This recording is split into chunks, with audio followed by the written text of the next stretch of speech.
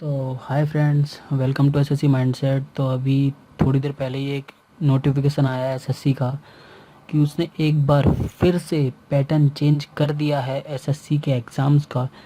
तो वही देखते हैं कि क्या पैटर्न उसने चेंज किया है यार। समझ में नहीं आ रहा वो एसएससी चाह क्या रहा है, करना क्या चाहता है। पता नहीं क्या करना चाहता है वो तो। चलो एज बढ़ा दी ठीक है, पर वो कभी टाइम कम कर रहा है, कभी कुछ चेंज कर रहा है, कभी चलो ठीक है, जैसी उसकी मर्जी उसी के बारे में डिस्कस करते हैं। तो उससे पहले अगर किसी ने सब्सक्राइब नहीं किया तो कर लीजिए, क्योंकि इससे जुड़ी सारी न्यूज़ मैं आप तक लाता रहूँगा। जो भी चेंजेस आते हैं, अभी शायद 11-12 तारीख को एक और नोटिफिकेशन आना है, तो उसके बारे में भी आपको नॉलेज देता रहूँगा।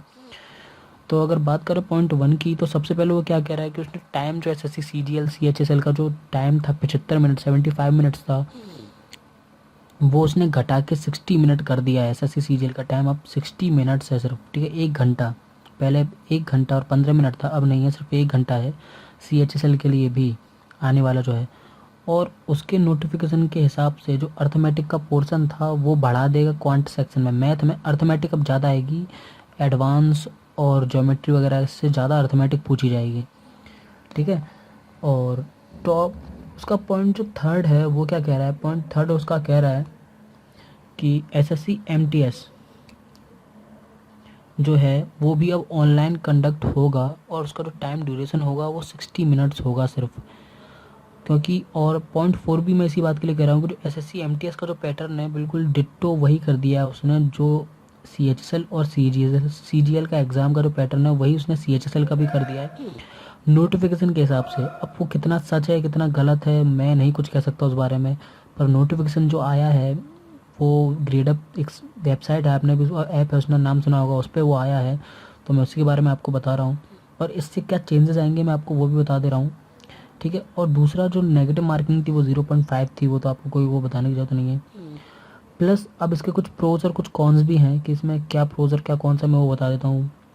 तो अगर फ़ायदा देखें, प्रॉफिट देखें, तो जो कट ऑफ है वो नीचे जाएगी, कंपटीशन थोड़ा टफ हो जाएगा उन बच्चों के लिए जो तैयारी नहीं कर रहे हैं, जो तैयारी कर रहे हैं वो। प्लस अब जीएस का जो वो है ना इम्पोर्टेंस वो बहुत बढ़ गया है, क्योंकि अगर किसी को नंबर लाने हैं तो उसे जीएस अच्छी करनी पड़ेगी अपनी, क्योंकि मैथ रीजनिंग वो सब टाइम कंज्यूमिंग है।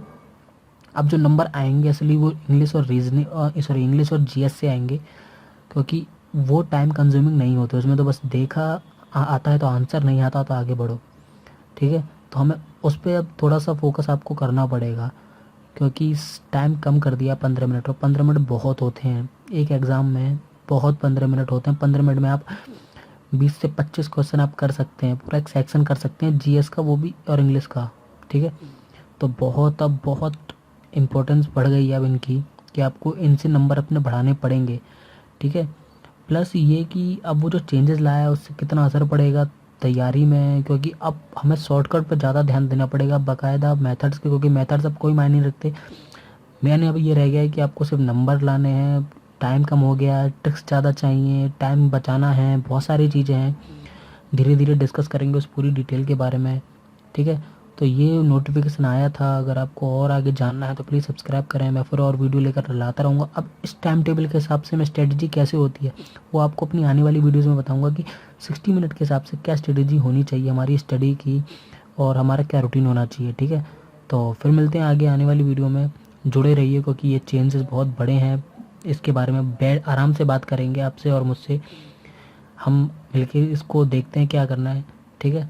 चलिए फिर मिलते हैं, बाय, थैंक्स फॉर वॉचिंग।